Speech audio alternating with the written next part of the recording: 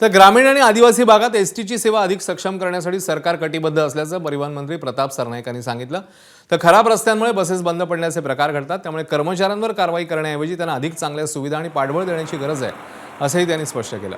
त्यांनी डहाणू जव्हार भागासाठी तातडीने 30 नवीन एसटी बसेस उपलब्ध करून देण्याची घोषणा केली। तुम्ही मागून थकाल पण आम्ही बसेस देत राहू, असं आश्वासन सरनाईकांनी दिलं। 8,300 बसेस ह्या एसटी महामंडळाच्या घेतोय।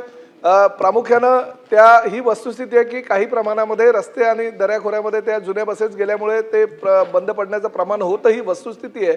आणि आपण म्हणालात की तांत्रिक कर्मचाऱ्यावर कारवाई, परंतु माझं अशी आपल्याला सभागृहाला विनंती आहे की शेवटी त्याची काही चुकी नाही, कारण 15 वर्षाच्या त्या एसटी बसेस होत्या आणि काही प्रमाणामध्ये त्या बंद पडल्या, ही वस्तुस्थिती मी नाकारता येणार नाही। परंतु कर्मचाऱ्यावर कारवाई करण्याच्या ऐवजी त्याच्याकडनं काम चांगलं करून घेण्याची आपली पद्धती आणि तशी पद्धती आपण अंमलात आणू। ग्रामीण भागामध्ये एसटी तुम्ही नवीन देणार का? मी आता 30 बसेस तर आजच सभागृहामध्ये जाहीर करतोय, ती ग्रामीण भागामध्ये 30 बसेस आपण एसटी महामंडळाच्या ताबडतोब त्यांना महिनाभरामध्ये देऊ। परंतु त्याचबरोबर अजूनही भविष्यामध्ये काही बसेस लागल्या तर आपण काळजी करू नका, आपण बसेस मागताना थकाल परंतु मी द्यायला थकणार नाही, अशी परिस्थिती मी आज एसटी महामंडळाची केलेली आहे।